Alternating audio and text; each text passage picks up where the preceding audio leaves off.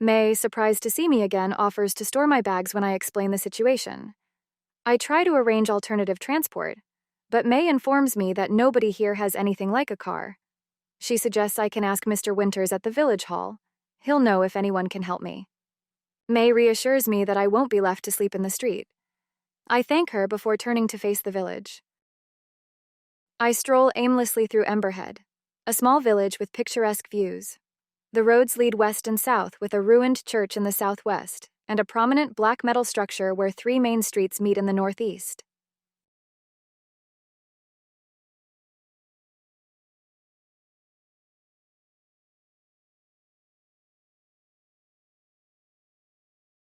I find the village hall in Emberhead, but it's locked and closed in the morning.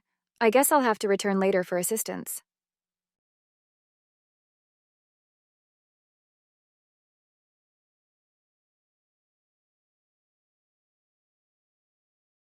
The air is fresh as I walk down to the lower ridge. Further down, I find scattered hovels, and as I inspect them, an older man steps out, covering his head with a piece of cloth and freezing upon seeing me.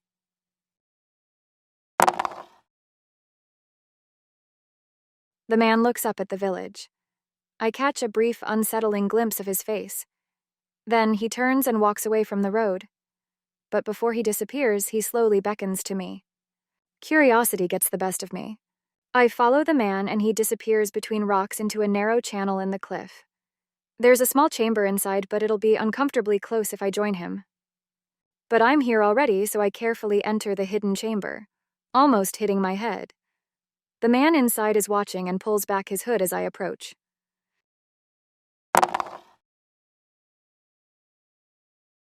His name is Willard Arbogast.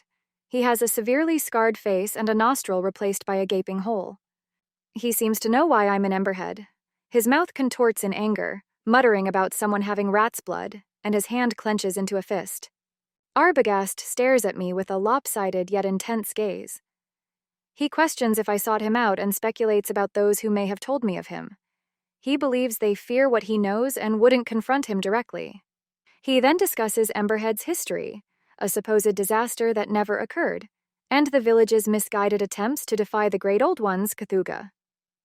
He then discusses Emberhead's history, a supposed disaster that never occurred, and the village's misguided attempts to defy the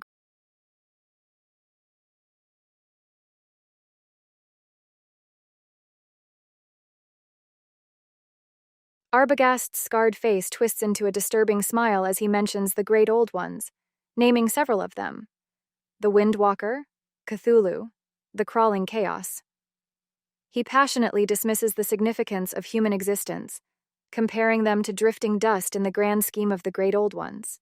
He speaks of the living flame's infinite power and patience, and predicts it will eventually consume everything. Arbogast suddenly stands up. He pauses in the shadows and tells me there's something unique about me, something the others lacked. He suggests I can succeed, whatever that means. To learn more, he instructs me to meet him again after dark at the graveyard on the other side at 9 o'clock. He warns me not to be followed, and he advises me not to attempt an escape, saying I won't succeed. Shaken. I refocus on my journey to leave Emberhead and reach Ossipee. I stand on a ridge with a clear view of the road, which winds through hills and disappears into the woods, about 6 to 7 miles away. No other settlements or traffic are visible.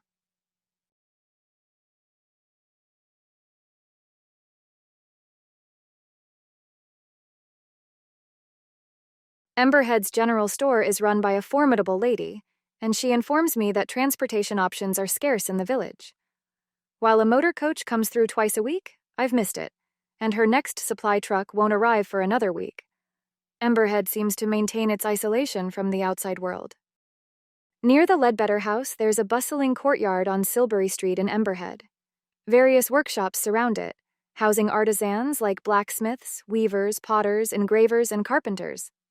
I talk to them about export possibilities, but none offer alternative transport options. After my morning wanderings leave me hungry and without dining options in Emberhead, I encounter May Ledbetter with her daughter Ruth. Ruth races past her mother and approaches me with a smile. This Ruth appears different from the shy girl I met last night. She urgently warns me to leave before the festival and quickly retreats to her mother. May, seemingly unaware of her daughter's words, inquires about my day and invites me to help myself to any food in the house since the door is not locked. She also suggests I visit Mr. Winters in the village hall in the afternoon. Through her eyes, Ruth silently urges me not to mention her warning.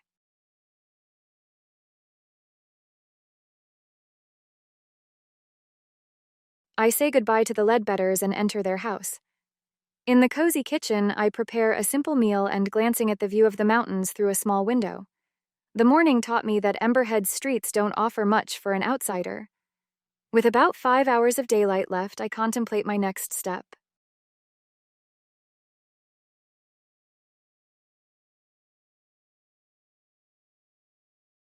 I head to the village hall, noticing the intimidating black metal structure at the end of Silbury Street. I enter the hall and a little bell tinkles overhead. Inside, a sturdy door marked Private stands to the right, while a bright room awaits on the left, featuring benches along the walls and notice board between the windows.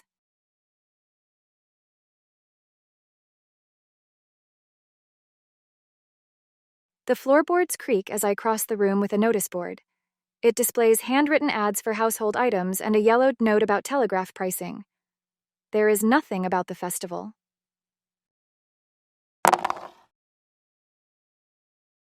In the afternoon sunlight, I observe an intriguing detail. The boards beneath the windows seem newer than those in the middle of the floor, and the frames appear to have been recently replaced, possibly due to water damage from a leak. The door creaks behind me and a middle-aged man with glasses appears. I inform him about my visit based on May Ledbetter's recommendation. He introduces himself as Clyde Winters and offers coffee, which I find tempting, considering I'm a bit thirsty. I step into the private room, a compact space with bookshelves, file alcoves, and a tiny pantry. Mr. Winters, a well-dressed man with neatly combed hair, prepares coffee. On his desk, there's what appears to be a telegraph set.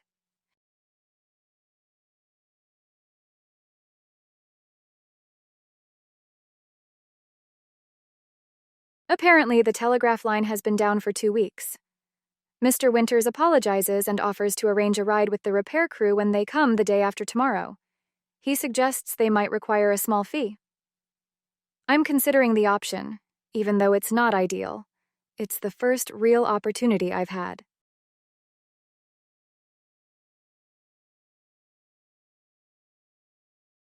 I return to the Ledbetter house for a quiet supper. May and Ruth's behavior strikes me as odd, with an unspoken urgency in Ruth's glances. My brief time in Emberhead makes me feel confined, both physically and socially.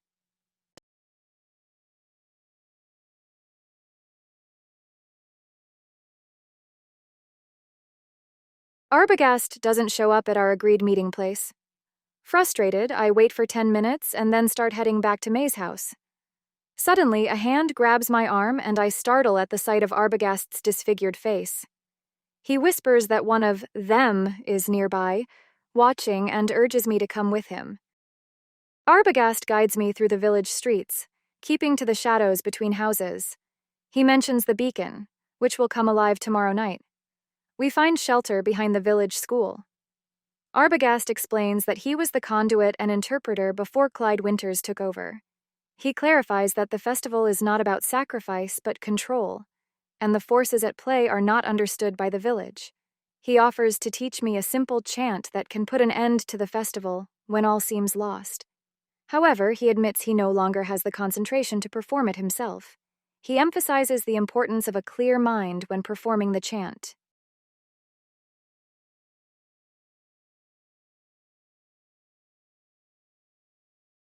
I'm learning the chant in sections from Arbogast. He warns that the chant won't work at the moment due to cloud cover and tells me to remember it but never use it if I have other plans left on Earth. He gives me a core passage to repeat 3 times. This chant is a secret I can use later in desperate situations. A black shape suddenly emerges from the darkness, grabbing Arbogast and dragging him away with a blade gleaming in the moonlight. I'm struck on the temple and reel back. Amidst the chaos, I hear Arbogast's cries and see the knife flashing multiple times, its gleaming surface now stained with blood. Another blow lands on me. And as I start to fall, flames erupt from the ground, casting an eerie, otherworldly light on the scene, revealing 3 dark figures,